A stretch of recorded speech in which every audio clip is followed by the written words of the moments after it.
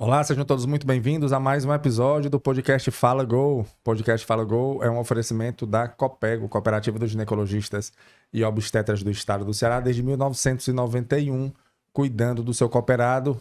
E antes da gente iniciar aqui, faça o seguinte: se você estiver nos acompanhando aqui pelo canal do YouTube, se inscreve no canal, ativa as notificações, dá um like, que aí o YouTube entende que é um conteúdo relevante e ele passa para mais pessoas, porque esse é o nosso objetivo, levar informação de segurança e qualidade sobre saúde e bem-estar. E hoje vamos trazer mais um profissional. Quem nós trouxemos hoje, Renata? O ginecologista e cirurgião ginecológico Urias Novaes, falando sobre cirurgia ginecológica. Cirurgia ginecológica, doutor Urias. Tudo bom, né? Tudo bom. Muito obrigado pela sua participação, pela sua disponibilidade. A gente sabe que esses dias são muito corridos, né? Sim, a gente certo. parar um tempinho aqui para conversar. Às vezes a gente não consegue muito tempo, mas o nosso objetivo, como eu falei aqui no início, é levar informação com segurança, que eu acho que a população está precisando muito. Então, muito obrigado pela sua participação. Eu que agradeço, né? Boa tarde a todos. Perfeito. Esse tema, né, quando me foi perguntado, eu achei interessante, porque a cirurgia ginecológica atual, ela seguiu um caminho diferente da cirurgia geral, Sim. certo? Então, assim, antigamente não existia o cirurgião ginecológico. Existia o ginecologista e o parteiro, o obstetra. E o ginecologista e o parteiro, é verdade, sim. O parteiro fazia só parto, basicamente, e o ginecologista tratava as condições clínicas. Não existia um pré-natal, assim, Existia, mas era muito rudimentar. Era muito rudimentar. Era o parteiro que fazia? Era o parteiro, era um obstetra, vai chamar parteiro, né? Ah, era chamado parteiro. Mas não necessariamente tinha, por exemplo, lá antigamente mesmo, assim, que... Não, aí tinha as parteiras, As né? parteiras, exatamente. Era conhecimento adquirido, geralmente era uma senhora que já tinha tido muito filho, né? Já tinha experiência, Já tinha experiência, né? e foi ensinado geralmente pela mãe, entendeu? E aí existia toda pegava aquela... ali na comunidade. Era uma coisa empírica, não existia assim, né? muita ciência. Era na experiência ali, no Isso. dia a dia, no manuseio. Então começou a obstetrícia, né? Aí os médicos começaram a fazer parto. Ah, certo. Aí virou o obstetra, né? Uhum. E existia uma dicotomização da ginecologia e da obstetrícia. Que depois se juntaram. Eram distintos, Eram né? distintos. Separados, sim. Depois se juntaram, né? E quando precisava fazer alguma cirurgia ginecológica, quem fazia era o cirurgião geral. O cirurgião geral, sim. Não existia a figura do cirurgião ginecológico. Talvez não a questão a ginecologia não tinha assim não era específico, né? Pelo que eu imaginei, era O que acontece? A cirurgia, todas as subespecialidades de cirurgia do abdômen, isso eu estou falando de coloproctologia, de urologia, né? Cirurgia do aparelho digestivo, todos esses são cirurgiões gerais. certo. Certo? E na região do abdômen. Do abdômen. Certo. Menos o ginecologista, o cirurgião ginecológico, ele não é cirurgião geral. Mas ele também faz na região do abdômen, né? Faz. É o único que mexe no abdômen que não é Que cirurgião não geral. é geral. Não é. Certo. Então, o cirurgião ginecológico, não necessariamente ele precisa passar por uma residência de cirurgia. Não, ele não passa. Ele né? não passa. Não certo. passa. Na residência de ginecologia, ele... A gente, quem quer seguir a carreira de cirurgia ginecológica, geralmente faz a residência Sim. e depois faz uma subespecialização, ou duas. Na área de cirurgia. Exatamente. Estão aptos a ser cirurgiões Exatamente. nessa região. Qual é a região que o cirurgião ginecológico atende ali? É essa região abdominal, né? Região pélvica, Pélvica, sim. feminina, né? Dos órgãos reprodutores femininos. Tudo que envolve o órgão Isso. reprodutor, certo. E na região vaginal também. Perfeito. A gente faz parte do nosso nicho. Perfeito. Então você vinha falando dessa evolução, né, que teve dessa Isso. divisão. Então, assim, como tinha um grande ginecologista obstetra aqui, Dr. Galba Araújo, um dos fundadores da MEAC, e ele dizia que o ginecologista é o cirurgião que entrou pela porta dos fundos.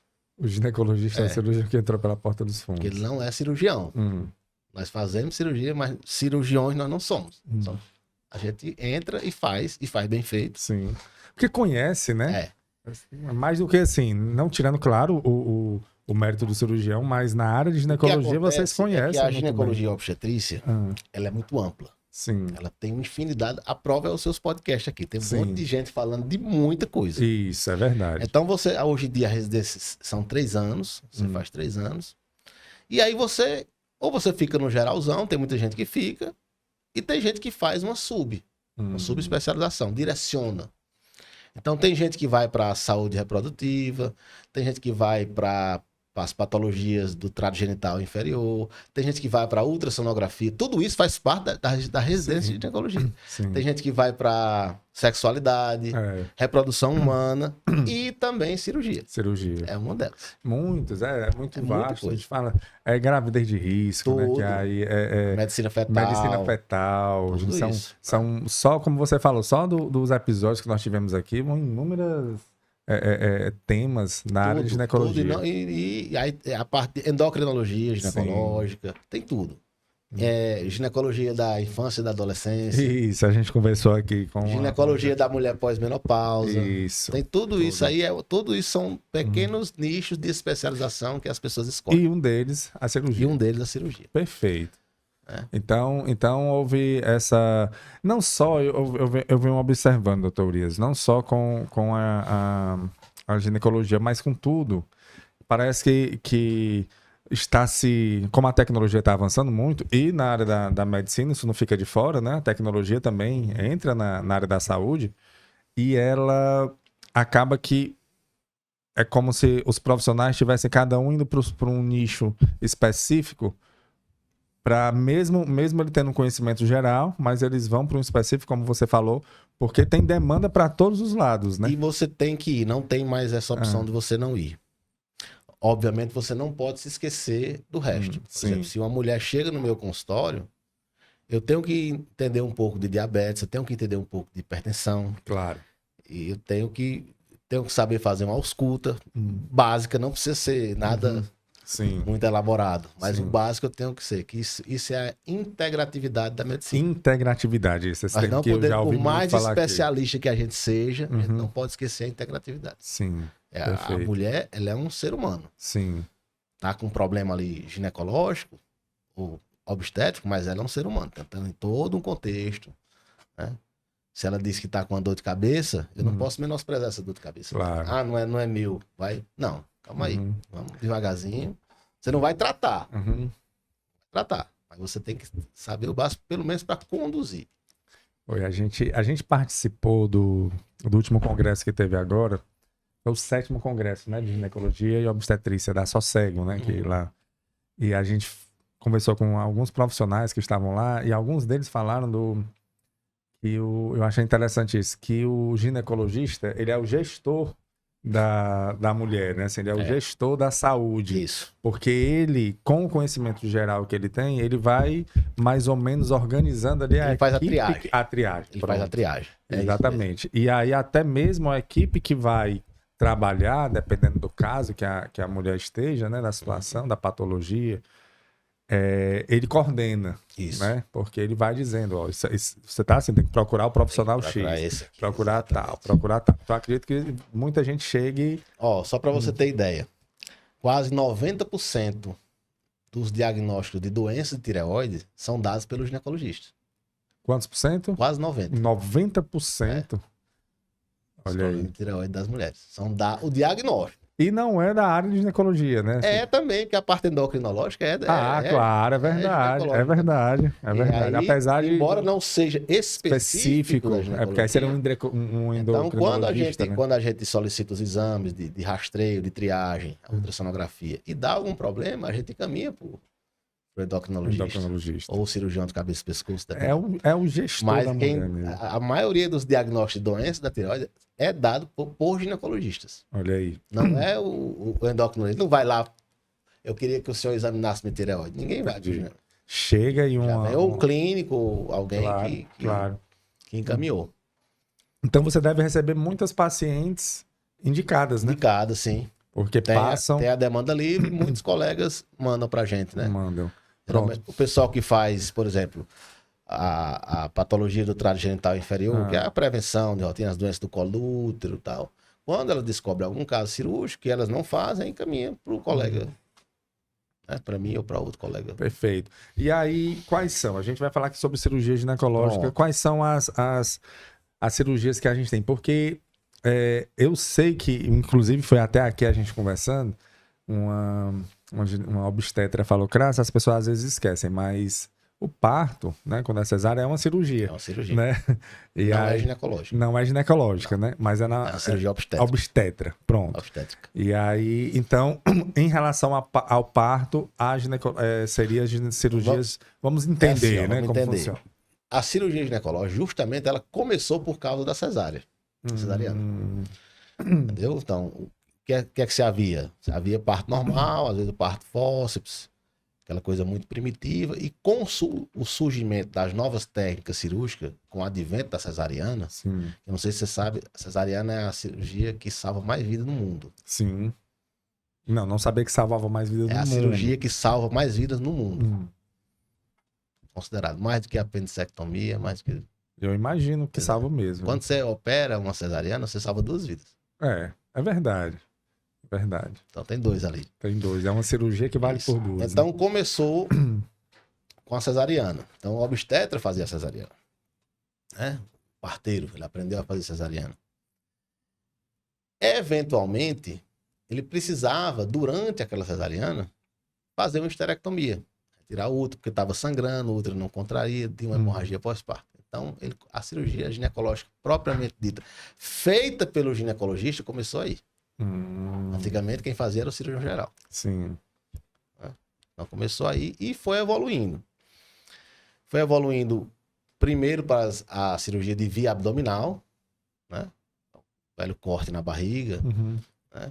Depois, as cirurgias vaginais. Mais recentemente, a cirurgia videolaparoscópica. Sim. E ultra recentemente, contemporâneo, a robótica, que a ginecologia está chegando agora com ela. Né?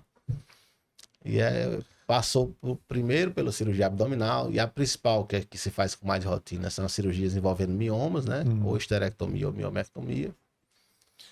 É o carro-chefe da cirurgia ginecológica hoje. E depois passou a surgir a técnica da esterectomia vaginal. Você tirava o útero pela vagina sem precisar abrir a barriga. Aí foi um grande sucesso, a recuperação maravilhosa, o sangramento menor, por incrível que pareça. E, por último, veio a cirurgia, a esterectomia feita por videolaparoscopia. Que é aquela minimamente invasiva, né? minimamente Que invasiva. entra... Isso. Que tem mais ou menos uns 5 a 30 anos só. É recente, é recente. né? É recente. E a robótica agora de 5 anos para cá, né? De 5 anos pra cá, a robótica. Aproximadamente, E aí, mas qual a diferença da robótica pra videolaparoscopia? Na verdade, a robótica é uma laparoscopia. Isso, é mais Só que é feito remotamente. Ah, certo. O cirurgião principal da cirurgia robótica, ele não entra no campo cirúrgico.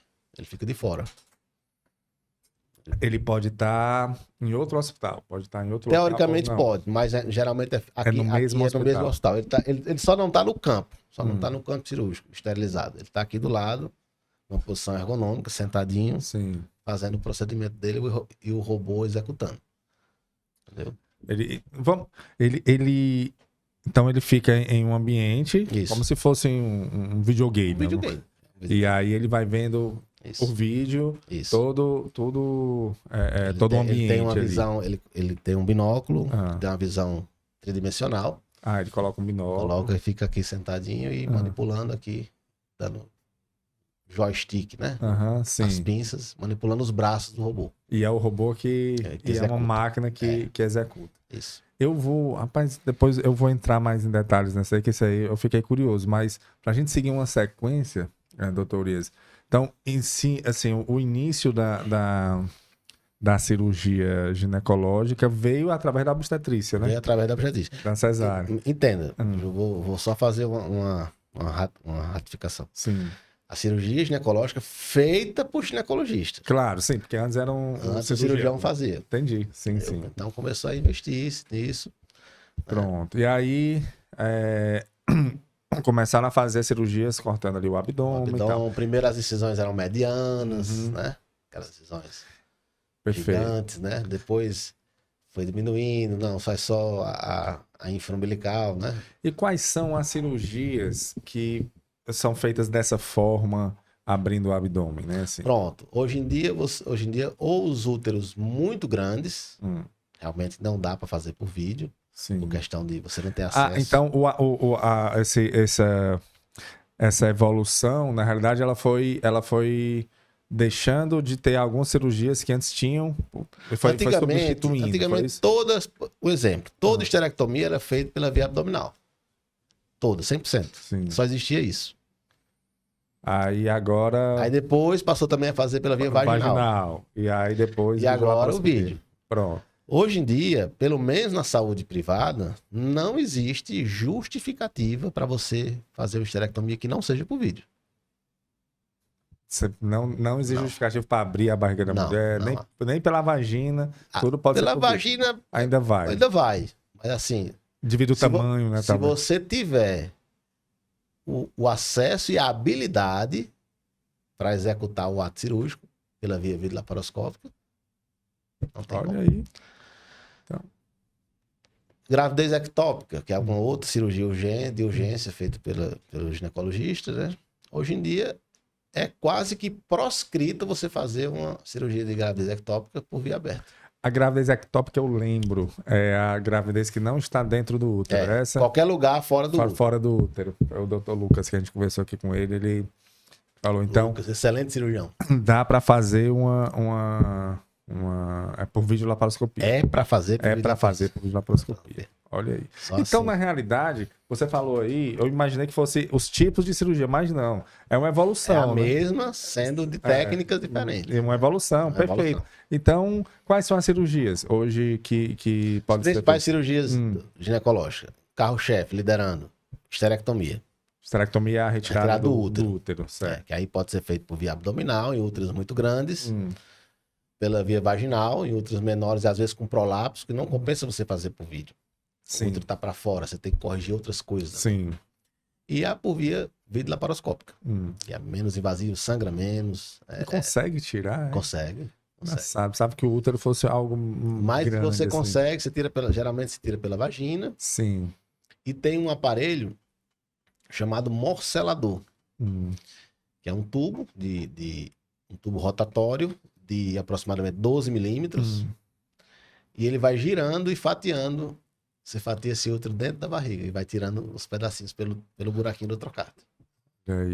E essa é uma cirurgia em relação à anestesia, porque ela é minimamente invasiva, né? Mas a anestesia geralmente é anestesia mista. É uma anestesia com bloqueio peridural e anestesia geral. Toda cirurgia por vídeo, laparoscopia, tem que ser geral. Tem que ser geral. Tem. Então, tem que estar 100% relaxado. E até normalmente dormindo, apagado, sedado. Geral, né? E é quanto tempo de recuperação, né? A recuperação, rapaz, é incrível. Às vezes dá 10 dias, o paciente já tá ok. Tá bom. Às vezes você chega para dar alta no outro dia. A alta é normalmente no outro dia? Geralmente 24 horas. Sim. Você chega para dar alta, o paciente está lixando a unha. Olha aí. E se fosse uma cirurgia abrindo abdômen, 30 né? dias pelo menos, uns 40 dias. É outra história. Né? Uma evolução. Nossa equipe já tivemos casos de operar, fazer uma esterectomia de manhã e dar alta à noite. Olha aí. No mesmo dia. Mínimo tempo de internação hospitalar, minimiza o risco de infecção. O paciente deambula mais, então diminui o risco de trombose. Né? Começa a paciente caminhar. Em casa ela vai caminhar. No hospital ela está restrita a um quarto. Ela não vai caminhar. E o que leva, assim, quais são os motivos para fazer a esterectomia? A principal razão é mioma. Acho que, se eu não me engano, quem falou aqui foi o Dr. André Nóbrega. Falamos sobre então, miomas. É a principal patologia cirúrgica ginecológica. Quando tem muitos miomas, quando não dá para... Mioma você precisa operar ou quando ele cresce ou quando ele sangra. São as duas principais razões que você opera. Você tem uma mulher, seus 40 anos, tem um miomazinho ali de 2 centímetros que não está incomodando. Ninguém mexe, não, deixa ele lá. Deixa ele lá. Morre com ela. Não morre, não morre, ela não Não morre, morre dele. dele, né? Morre com ele. Ele que vai com ela. Sim. Mas aí quando aumenta ou quando Quando começa... aumenta ou quando começa a sangrar, dependendo da localização do mioma, ele pode provocar sangramento anormal, sangramento mesmo. A mulher não tem mais qualidade de vida, tem uns que cursam com anemia, né? E aí é indicativo de você operar. E aí, se for uma paciente jovem que ainda queira ter filho, a gente pode fazer a cirurgia conservadora, que é a miomectomia. Você tira só o mioma e preserva o útero. Pronto, era o que eu ia perguntar. Então, assim, existe a possibilidade de deixar o útero lá Sim, sim. e você focar só no... Tirar só o mioma, Só o mioma. reconstituir, fazer a metroplastia, Tudo videolaparoscopia. tudo vídeo laparoscópico. É uma televisão que fica? É um monitor, É um monitor monitor de 20 polegadas. Ok. Alguns 3D, tem um lá no Hospital Gênesis que é 3D. É bem interessante. E aí, então... Opera de óculos.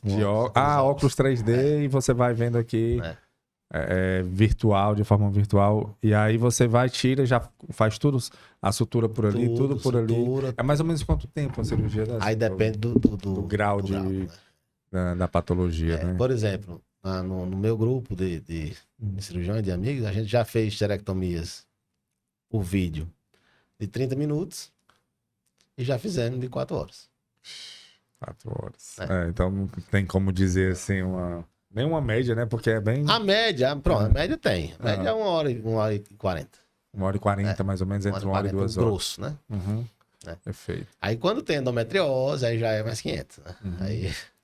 Pronto, a endometriose seria uma outra patologia que ocasionaria a endometriose cirurgia. Existe hoje a cirurgia de endometriose. Uma cirurgia só para endometriose. E essa cirurgia depende do grau e do órgão acometido. Tem a endometriose que às vezes, a grande maioria fica somente ali na região na parte posterior da vagina, no abdômen, alguns ligamentos, né? Essa é mais simples. Tem outros mais graves, que às vezes atingem bexiga, intestino, até... Ela vai, né? Eu comecei a conversar aqui sobre endometriose, eu fiquei impressionado porque ela caminha pelo corpo, né? Costumam dizer, né, que é uma cirurgia que não é câncer, mas se comporta como câncer. Ninguém morre de endometriose. Mas pelo que ela causa, né? Ninguém morre de endometriose. Mas também não vive. Entendi. Tem mulheres que não conseguem viver. Não morrem, mas também não vivem.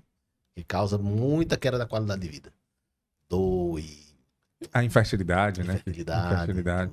A gente conversou com um profissional que disse que é uma dor na alma. Endometriose. A mulher, ela vive com dor. A endometriose vive com dor. Não tem período de melhora. Ela tem período de aumento. Sim. Ela pode diminuir ali, mas... Ela aumenta. Sim. E depois fica sentindo. Alguns casos são bem cruéis. Às vezes, muitas mulheres chegam no nosso consultório e às vezes chegam... Se você conhece, logo você vê a face sofrida. É mesmo. Você conhece, aí vem uma endometriose. E é tiro e queda. E aí a cirurgia da endometriose como você falou, como ela depende do local que ela esteja, né? Isso. Então é bem complicado. A cirurgia consiste em retirar os focos. Onde tem doença, você retira. Se tem doença no fundo de saco, você retira todo o peritônio do fundo de saco. Se tem doença no intestino, tem que tirar um pedaço do intestino. Se tem doença... E aí você vai. Na bexiga, tem que ressecar. E aí, mas antes, claro, de fazer a cirurgia, você vai fazer tem que fazer o rastreio. Um rastreio, né? Isso, hoje em dia a gente lança mão de 2 exames principais. Sim. Que é um tipo de ultrassonografia específica para endometriose, chama mapeamento para endometriose profunda.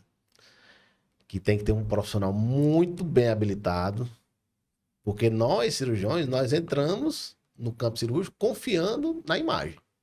No laudo. E o ultrassom, ele é um exame dinâmico.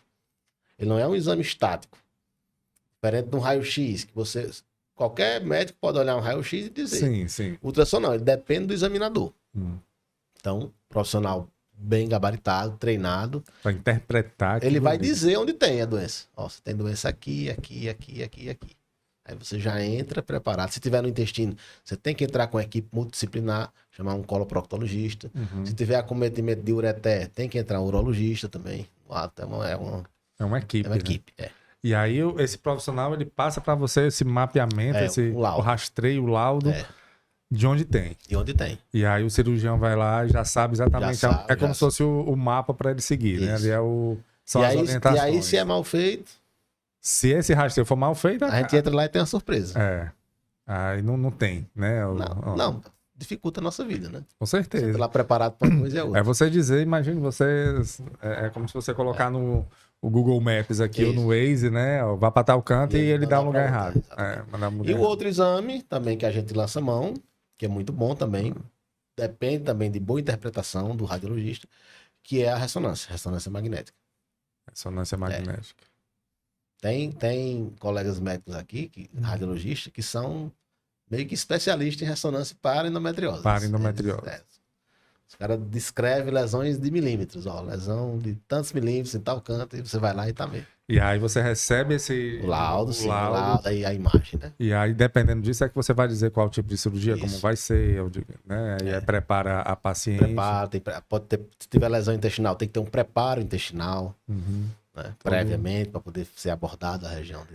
O sucesso dessas cirurgias. Muito bom. Muito bom. Resolve a vida dela. Resolve. A grande maioria. Grande maioria resolve. Tem os casos recidivantes, que às vezes volta. A segunda cirurgia, o pessoal diz que a endometriose é one shot, é um tiro só. Você tem que. Aquela cirurgia é única. Resolver o problema. Porque a segunda não é boa. Se você precisar reabordar por endometriose, o sucesso não é tão bom. Mas por quê? Porque já é mexida, a barriga já é mexida, a anatomia já não está tão preservada. Entendeu? É uma cirurgia muito mais difícil do ponto de vista técnico. Então, não apenas o laudo tem que ser bem feito, o cirurgião tem que ser muito certeiro, né? Tem que fazer. Existe uma técnica, você tem que seguir o passo a passo. Tem um professor meu que gostava de dizer, quando a gente estava na residência querendo inventar uma coisa, ele disse: não fuja da técnica. Assim é mais fácil, mas não é a técnica. Faça pela técnica. Porque já está provado, né? Já está provado, aqui é o caminho. Demora mais faça, é o caminho certo. Claro. Então, como toda cirurgia, a cirurgia de endometriose não é diferente, há uma técnica, um passo a passo a ser seguido.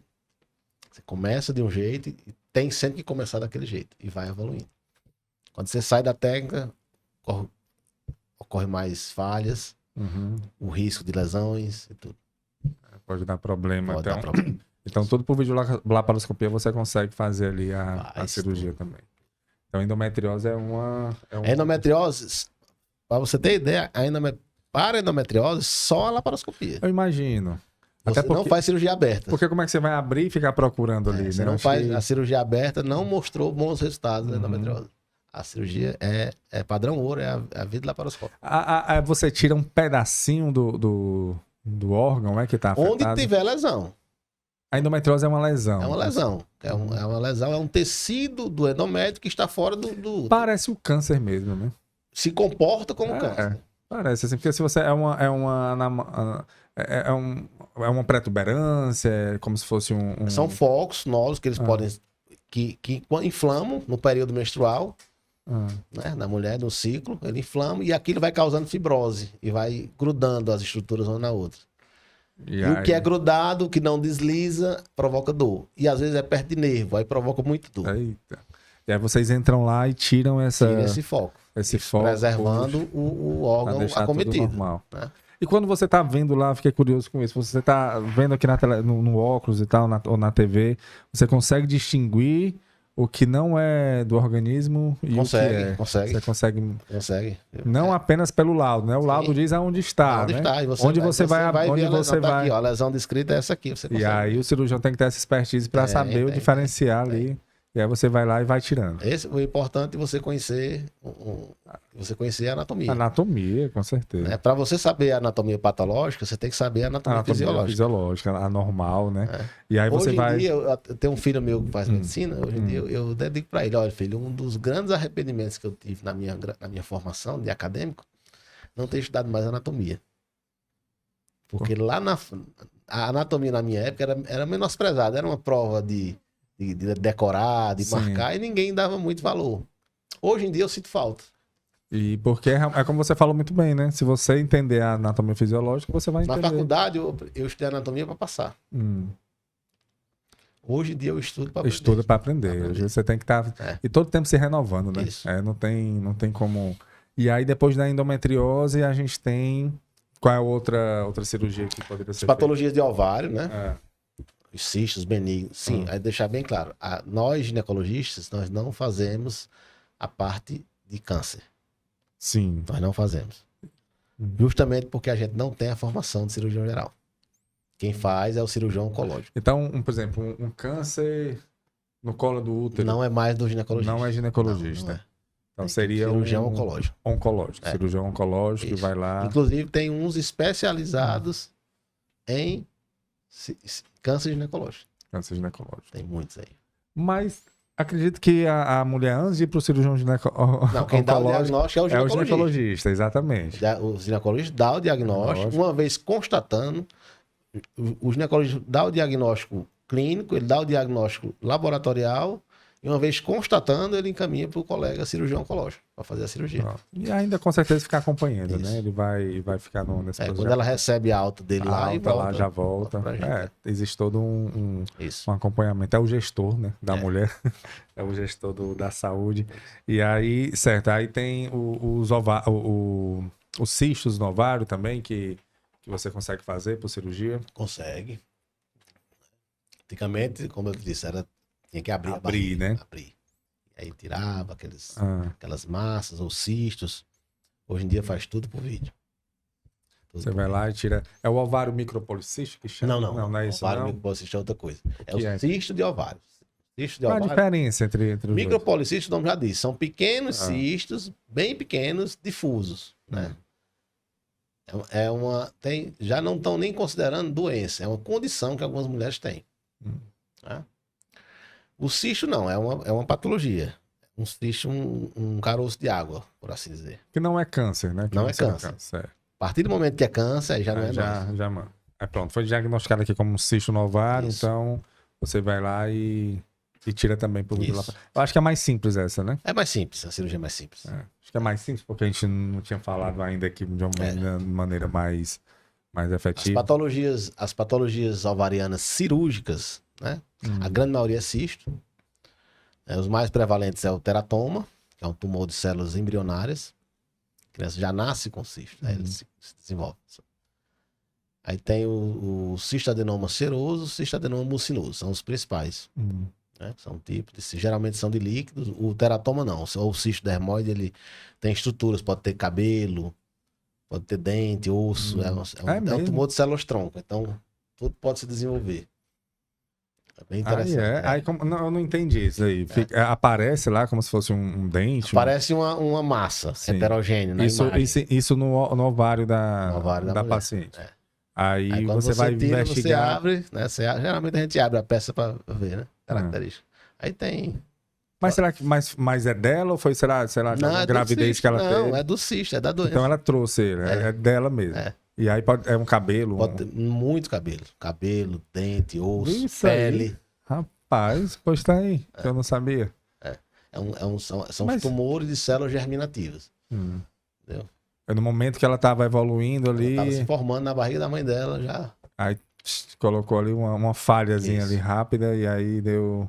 O organismo deve ter entendido, não é assim, parou de evoluir. E depois, geralmente, na vida adulta, com a ação dos hormônios, desenvolve. Olha que interessante, uma falha da matriz. E a cirurgia,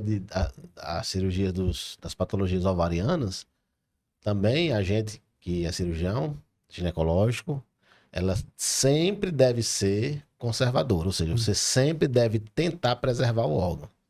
Claro. Tirar só o cisto, nem sempre a gente consegue. Às vezes é um tumor já que tá grande, que comprometeu todo o órgão, às vezes você não... Aí vai tem que tirar para não comprometer Não, porque você não consegue mesmo, não tem mais órgão, tem só doença. Sim. Mas quando tem, você...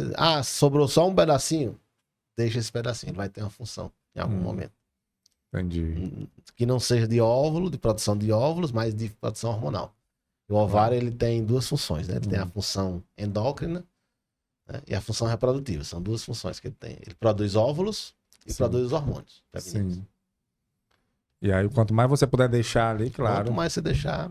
E dependendo da idade também. Da idade, né? sim. É uma coisa que eu achei interessante aqui nas conversas, é que a idade na mulher, ela é muito... Tem uma diferença muito grande, né? Assim, no processo que vai ser escolhido para o tratamento. Sim. Porque, por exemplo, uma mulher que já tá com a prole feita, não quer ter mais filhos, seus 40, 45 anos, tá com problema no útero, às vezes é mais fácil tirar o útero. E a cirurgia de retirada do útero, ela é mais fácil, tecnicamente, do que a tirar mioma. Olha aí. Então, se o mioma tá no útero, tira o útero e resolve o problema. Né? Porque ela não vai ter mais uma utilidade. Se ela tiver já uma certa idade, se ela não tiver mais intenção de vida reprodutiva, é a cirurgia mais indicada. Perfeito. E cirurgias no aparelho reprodutor, assim, é feito também pelo ginecologista? Tipo, alguma deformidade, Sim. Também somos nós que fazemos. Tem uma condição que chama septo uterino. O septo é um defeito na formação do útero, que ele cria uma divisão dentro do útero. E a gente faz esse procedimento para retirar esse septo, seccionar. A gente faz por via endoscópica pelo útero, pela vagina e dentro do útero, olhando também no monitor. Né? Que é a histeroscopia. Mas qual é o problema que ele causa? Ou é só físico? Pode dificultar a gravidez. Ah, certo. Aí você secciona, você faz por endoscopia, que é a histeroscopia, né? Que é uma outra parte da cirurgia ginecológica, que é considerada cirurgia ginecológica. Sim. É igual a endoscopia para você faz, conhecido para ver o estômago, a gente tem a endoscopia que faz para olhar dentro do útero e fazer alguns procedimentos. Retirada de pólipo, miomas que são internos, que a gente chama de miomas submucosos, que é o que sangra mais. Às vezes é um miomazinho pequeno de 1 centímetro, às vezes 1,5 centímetros, que provoca horrores de sangramento. Devido a onde ele está, devido à localização que é. Então você faz pela via minimamente invasiva, pela histeroscopia, que entra pelo colo do útero e retira ele lá de dentro do útero. Interessante. Então, foi um grande advento também, foi uma grande revolução a cirurgia da histeroscopia. Então, pelo que eu venho entendendo, doutor Urias, eu acho que o carro-chefe mesmo, assim, o que acontece mais na cirurgia ginecológica envolve mioma, endometriose. Mioma é o grosso. Né? Mioma é a patologia mais prevalente. E a patologia cirúrgica mais prevalente é a mioma. A endometriose. A endometriose assim, a endometriose sempre existiu, né? Sim. Só que de aproximadamente 20 a 30 anos para cá, ela começou a ser valorizada. Então, aquelas mulheres que antes viviam com dor, né? Que não, consequentemente, não gostavam de fazer sexo, porque dói. E elas eram menosprezadas. Né? E com o melhor estudo e tratamento da endometriose, eu gosto de dizer que essas mulheres foram libertadas. Sim. Elas viviam presas, viviam restritas, segregadas, e hoje elas foram libertas. Prisionadas. Ali pela doença, né, cara? Pela doença... benigna. Sim. Uma doença benigna. Que não mata, né? Não mata, mas também não deixa viver. Deixa viver. Você falou muito bem. Não mata, mas não deixa viver. Então, a cirurgia está lá para resolver esse problema também. E as cirurgias no ovário. E resolve. Pronto. E as cirurgias no ovário também, né? Então, essas são as cirurgias mais frequentes. Aí tem as cirurgias também que a gente trabalha. As cirurgias das correções das distopias genitais, né? Pronto. A famosa bexiga baixa, o famoso períneo. Sim. Né? Também somos nós que fazemos. Né?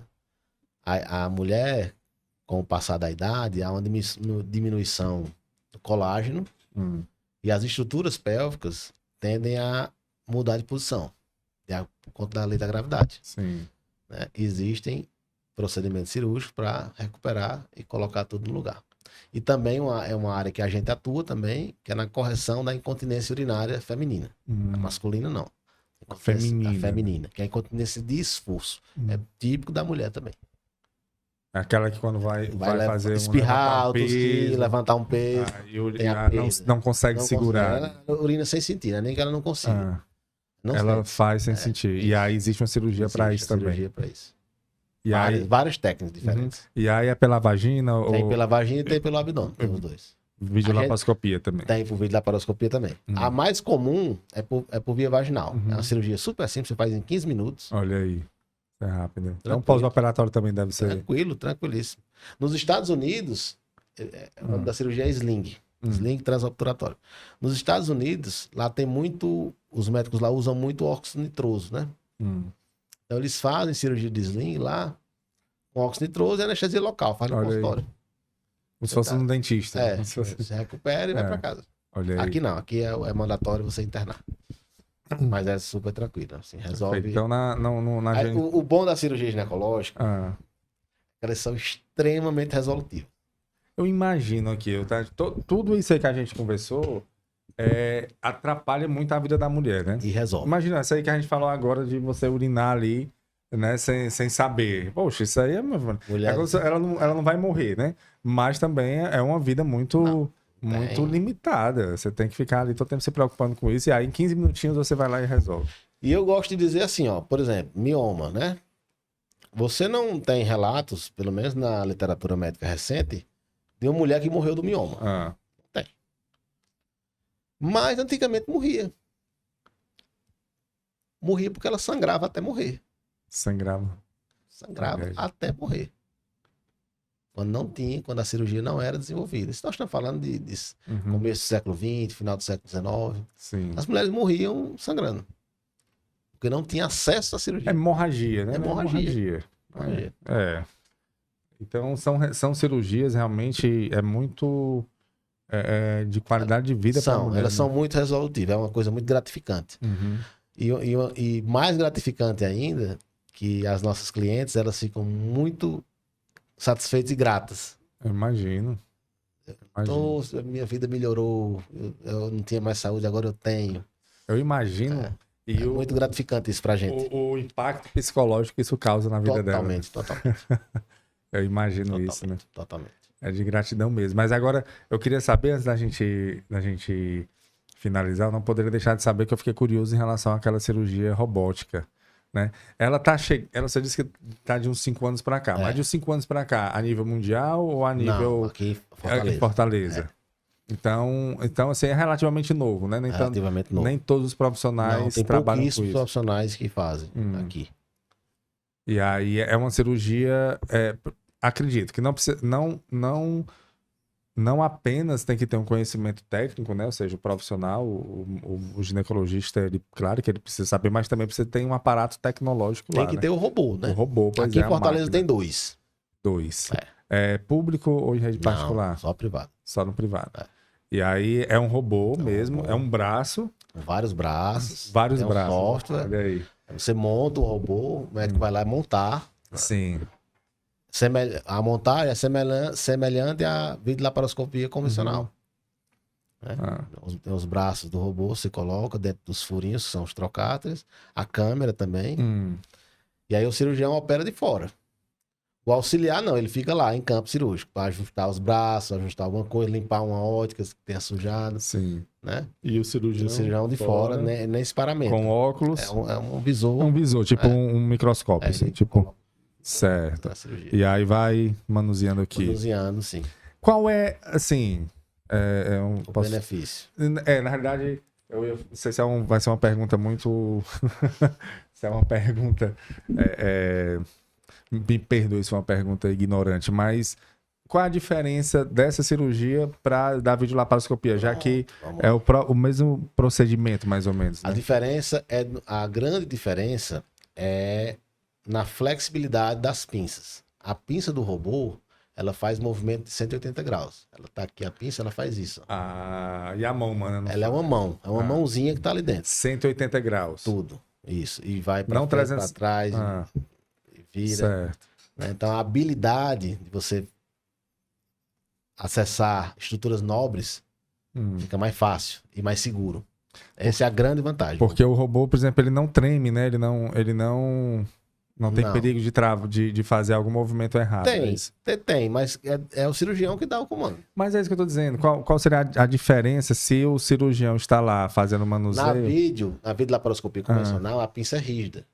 Ela não tem mobilidade. Pronto. Agora eu tô entendendo. Chega lá, ela faz a pinçazinha, geralmente ela é aqui, situação pra você. E ela faz isso. Ela Certo. vira. A laparoscopia não, ela é rígida. Você não tem essa flexibilidade. E com o robô vai lá. E faz uma diferença, né? Porque você pode acessar locais que. O grande advento do robô na nossa área está mais na cirurgia oncológica. Porque na cirurgia oncológica feminina, né? Ginecológica, a pelve tem muitas estruturas nobres. Sim. E você precisa separar ali os nervos, os vasos sanguíneos, amarrar o vaso que nutre, aquele ó, que vai ser tirado, preservar o outro. Então, esses movimentos finos na pelve, que a pelve é muito densa, muito cheia de estruturas nobres. Sim. Então, o robô aí é imbatível. Porque Você consegue fazer isso com muita delicadeza, com muita sutileza e provocando menos lesão. E eu acho que, pronto, isso era um ponto que eu queria saber, a diferença do humano lá e da mão do robô, já entendi. Mas eu acho que um ponto que vai também facilitar muito é como é feito de forma remota. Não, você falou que aqui em Fortaleza o profissional fica no mesmo ambiente, né? Assim, não lá com a paciente, mas no mesmo ambiente. Mas dependendo, talvez, de uma conexão com a internet, algo do tipo, você consegue fazer. Consegue, já existem relatos. De você em outro ambiente. Já tem relatos de cirurgias feitas via robótica, né? Um cirurgião nos Estados Unidos e a paciente na Europa. Olha aí, pronto. Mas precisa de uma conexão. Não, aí você não pode travar, né? Mas não tem o direito de travar. Não, tem que ser uma coisa assim, tem que ser. E outra coisa, o robô. Os robôs do mundo todo, dessa marca, né? Eles têm uma central. Sim. Que fica em Boston, nos Estados Unidos. Toda cirurgia que ele faz, ele envia o dado para essa central. Do mundo todo. Dizem que ele está aprendendo. Eu imagino. Era outra coisa que eu ia perguntar. Se a inteligência artificial ia chegar nisso. Porque até então é um humano que está controlando. É como se fosse um carro, né? Isso. O carro, você tem uma Ferrari. O que se acredita não é que ele vai fazer sozinho. Mas, por exemplo, ele vai dar certos alarmes. Caso você faça alguma vai cortar alguma estrutura, ele vai ou ele travar ou dar um aviso. Isso. A gente vai tornar. Você não vai ter a autonomia 100% dele. Exatamente. Porque ele vai ter uma certa autonomia ali para dizer. A ideia é essa, segundo os pessoal lá. É como hoje, por exemplo, tem carros que tem sensor. Sensor, ele freia, né? O carro. E o sensor de ré, você engata uma ré aqui, você vai, aí ele fica alertando que está se aproximando. Tem os carros e carro que freia. Você vai aqui, ele trava para você. Chegou, ele para. Ele freou ali. Então deve ser mais ou menos isso. Tem carros que, se você não botar o cinto, ele desliga. Ele desliga? Ele anda, começa a dar o sinal. Se você não colocar, ele para. O meu ainda não Até você botar. Ele desliga, bote o cinto aí. Já tem carros com bafômetro, né? Que só liga quando você só sopra. liga se você tiver. Isso eu ouvi falar, que são justamente de pessoas que já foram. Tem aí históricos que foram presas já por dirigir embriagado. Só liga se você não tiver Na realidade, assim, a tecnologia ela tá em todos os locais, né? Todos os locais. Essa inteligência artificial realmente ela veio não. Eu se não tiver uma legislação agora forte em relação à inteligência artificial. Vai virar bagunça. Vai virar bagunça. Assim, eu não sei se bagunça, eu vou procurar não tentar adivinhar o que vai acontecer. Mas alguma coisa vai acontecer. Toda tecnologia ela é desenvolvida para o bem. Sim. Mas o mal se utiliza dela. Claro. Hoje em dia já estão aplicando golpes, né? Sim. Em celular, com a inteligência artificial. Você consegue clonar o visual de uma pessoa e ligar. Sim. Falar e ela fala com a voz da pessoa. Sim. Uma chamada de vídeo.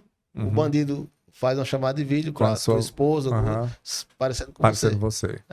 E o problema é porque, como a tecnologia ela avança muito rápido, daqui a poucos anos, o que hoje está começando com essa IA, daqui a alguns anos vai estar assim, um crescimento progressivo, assim, um crescimento muito, muito rápido.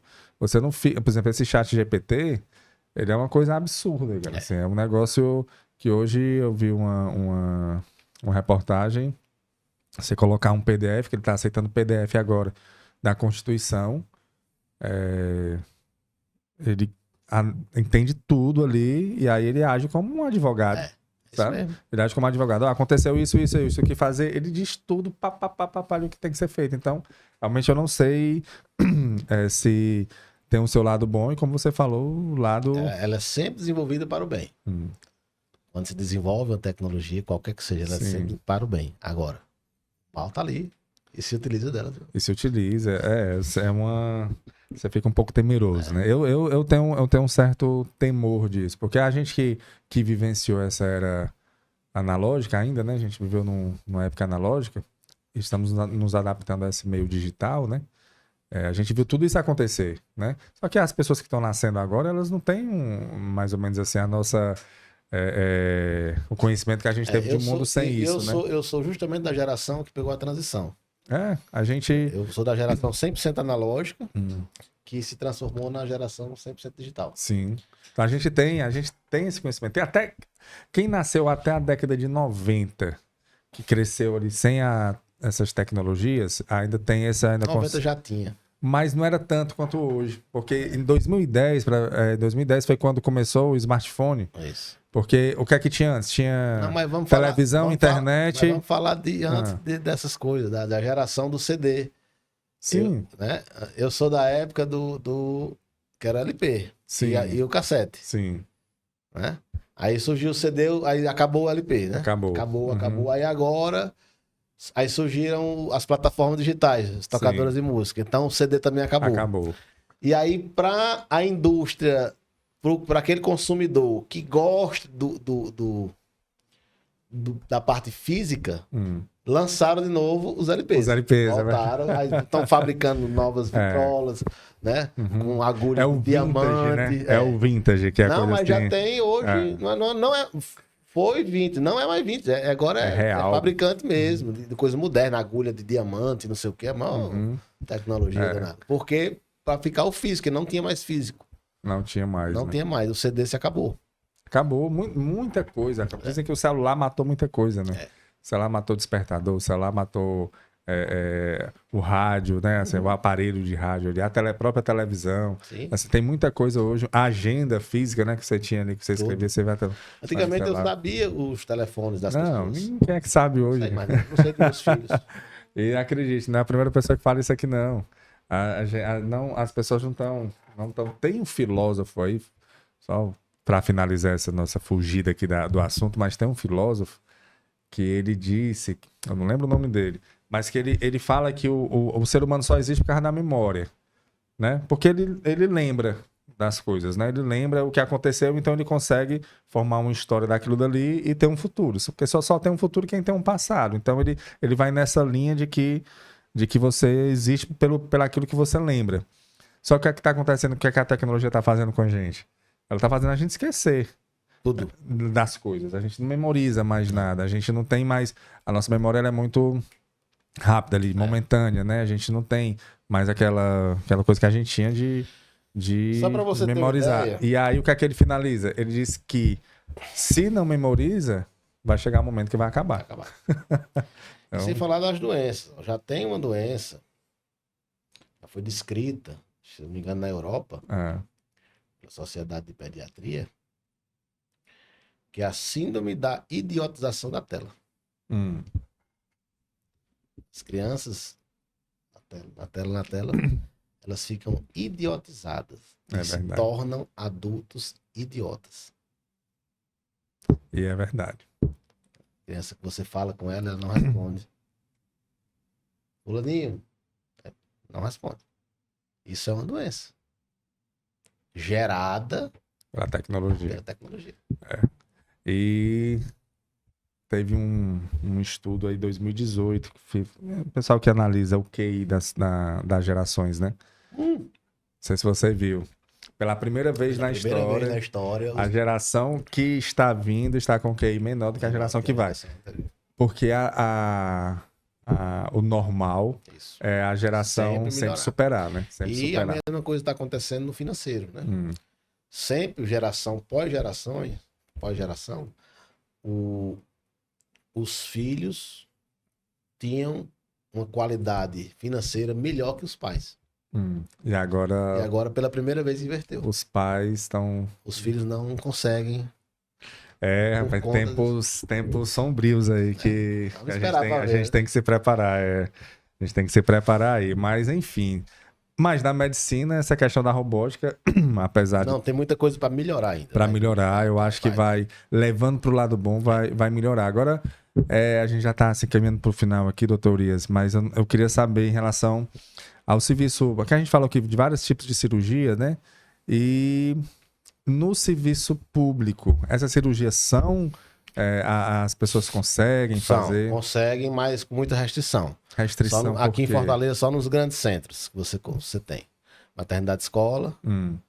Hospital César Carlos e Hospital Geral de Fortaleza. Mas a cirurgia com Sim, videolaparoscopia, consegue. Isso.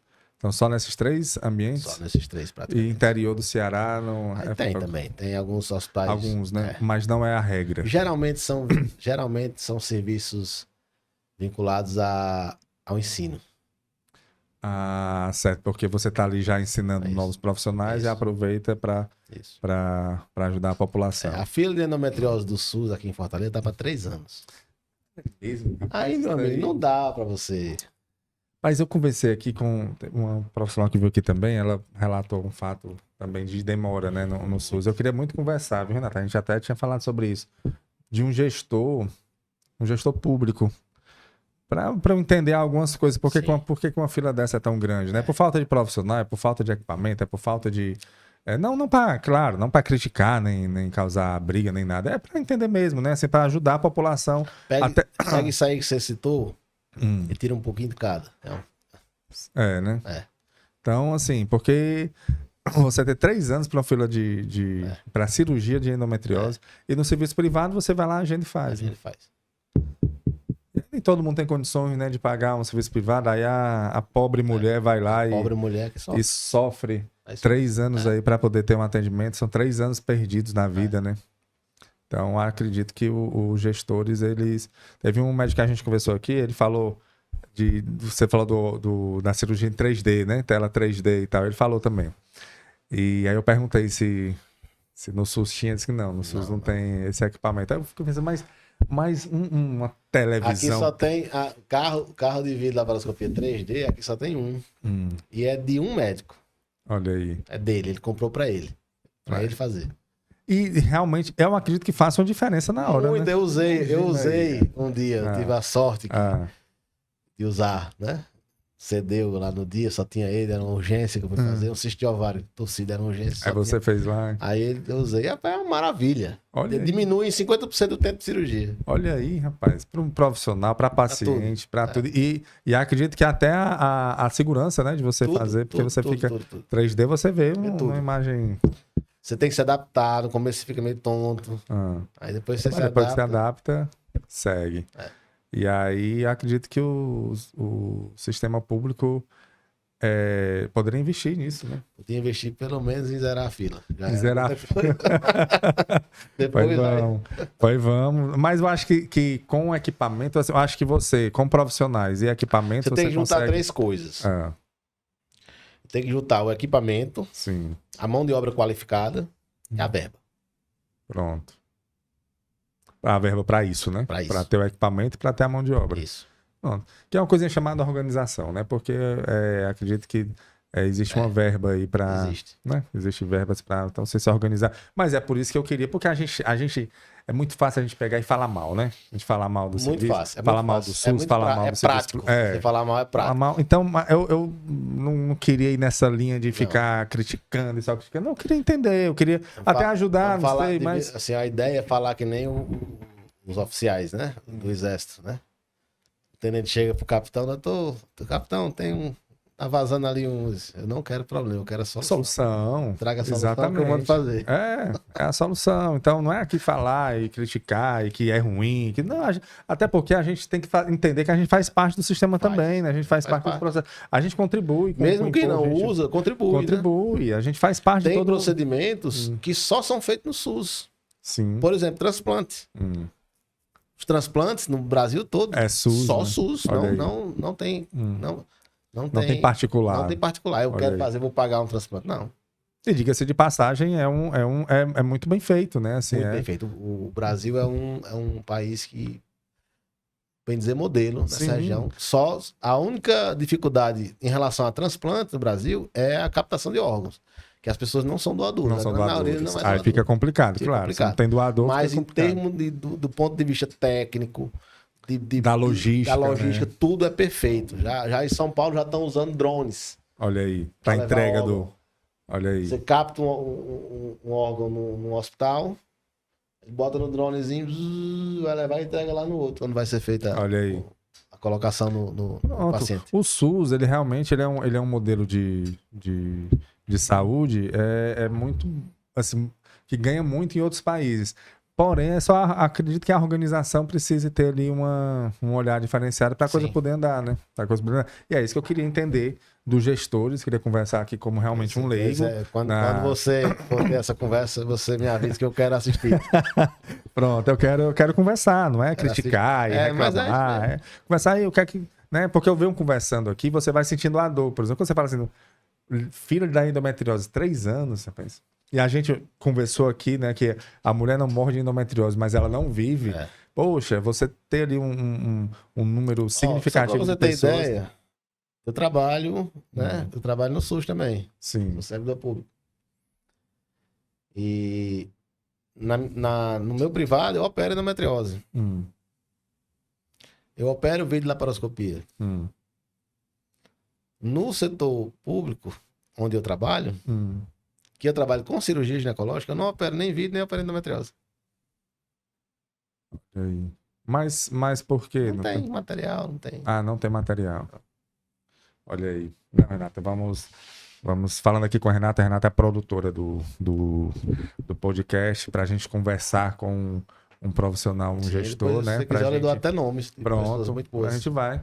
E assim, repito, não é para criticar, não é para reclamar. Até porque eles mesmos devem saber os problemas que tem. Então, achar a solução, né? Dizer. E aqui até representando, vamos dizer assim, representando a comunidade, né? A população, que eu estou vendo, conversando aqui com os profissionais, e as dores vão chegando, você causa assim um certo. Porque o problema é aquilo, se não tem como resolver, poxa, pronto, não tem. Mas e se existe solução, né? Se existe. E você falou uma coisa que eu achei muito interessante, e não só você, vários profissionais falam isso, da gratificação que tem quando resolve o problema da mulher. Da gratidão que ela tem quando. Eternamente grata. É quando se resolve problemas que estão deixando fazer com que ela não viva, sabe? E eu vou dizer uma coisa aqui, pessoal, a gente já está perto de finalizar. Depois que eu comecei esse podcast, que a gente começou a falar aqui, principalmente da saúde feminina, né? Porque é um podcast oferecido por uma cooperativa de ginecologia e obstetrícia, apesar de falarmos com outros profissionais também. Mas depois que eu comecei esse podcast, eu vi como a mulher sofre, viu? Mas é verdade. Como tem patologias que só a mulher tem, sabe? Que só ela tem. E eu ainda gosto de dizer que nós, homens ginecologistas, a gente tem que estar muito atento em valorizar o que aquela mulher está me dizendo. Claro, certeza. Mais do que uma mulher, profissional mulher. Não que a gente seja melhor que ela, não, de forma alguma. Sim, mas porque você tem que estar mais atento, porque a mulher, ela já sabe. Ela já sabe. Já sabe, exatamente. Às vezes uma mulher vai se consultar com outra, vai operar uma endometriose, e ela tem endometriose também. E ela está, inclusive, agendando a própria cirurgia dela, para outro profissional. Pois é. Ela sabe o que é. Conhecimento de causa, sim. Eu não sei, então eu tenho que valorizar muito, tenho que escutar. Sim. Eu tenho que focar na integratividade. Sim. Entendeu? Será se aquela dor de cabeça que ela tá tendo, será se é uma dor de cabeça mesmo ou é algo psicológico? Entendeu? Sim. Então tem que ter o ouvido mais aguçado, né? Você tem que ouvir. Então pronto. Renata, veio, por favor, o Instagram do Dr. Urias, que a gente vai deixar aqui pra gente... Urias Novaes. Muito simples. É Urias Novaes, tudo junto. Pronto. Isso, @Urias Novaes, tudo junto. Urias Novaes. Pronto, então você segue lá, a gente vai colocar aqui. Urias Novaes, não tem um DR na frente, que normalmente tem. Então, Urias Novaes, @Urias Novaes. Eu tenho outro, mas eu já fiz, mas tá inativo, que é o DR Urias Novaes, que vai ser um lado só profissional, não tem um Instagram profissional exclusivo. Ah, então você, nesse seu Instagram, tá... Mas é Urias Novaes, quem quiser seguir, tá lá, Urias Novaes. Você segue o Dr. Urias. Novaes com I. Novaes, né? Mas a gente vai deixar aqui para as pessoas seguirem. É interessante hoje, porque a gente falou até um pouco da tecnologia, né? Um pouco mal, mas as redes sociais hoje trazem isso, né? Assim, tem um lado muito bom, que é essa de você ter uma aproximação ali com o seu paciente, claro, né? Com o seu cliente. Então, isso ajuda muito. Doutor Urias, muito obrigado, viu? Eu que agradeço pelo convite. Pela sua participação. Gostei muito da nossa conversa. E estamos sempre às ordens. Gostei muito e espero que em outro momento a gente possa conversar novamente. Estou. E você aí que... Como diz lá no meu interior, eu sou bem facinho. Lá quando a gente quer ajudar alguém, mostrar solicitude, né? Sou bem facinho. A gente diz, eu vou por dentro, viu? Vai cortando o caminho, né? Pronto, para que facilita, chega mais rápido, né? Pronto, eu vou por dentro. É isso aí. Espero que realmente a gente tenha esclarecido aí para as pessoas que nos ouviram sobre cirurgia. Não é uma coisa complicada, né? Você consegue fazer, claro que tem todo um processo ali, né? Para que aconteça, mas o resultado é muito bom, né? É muito bom. São muito nós da cirurgia ginecológica, nós temos essa vantagem. Os nossos resultados sempre são bons. Perfeito. É muito raro não ter... É exceção. É uma exceção você não ter um bom resultado. Não faça. Você, mulher, hoje que tá sofrendo aí, tá com problemas, procura o ginecologista. Ele vai indicar se vai indicar alguém, se ele não fizer, ele indica alguém. Vai indicar se for precisar fazer uma cirurgia, faça, porque confie nos profissionais, né? Confie, porque a sua vida pode melhorar muito. Então, você que nos acompanhou aí, pessoal, muito obrigado pela sua participação. Esse foi mais um episódio do podcast Fala Go. É o podcast oferecido pela Copego, Cooperativa dos Ginecologistas e Obstetras do Estado do Ceará. Saúde e paz para todos e até a próxima, se Deus quiser.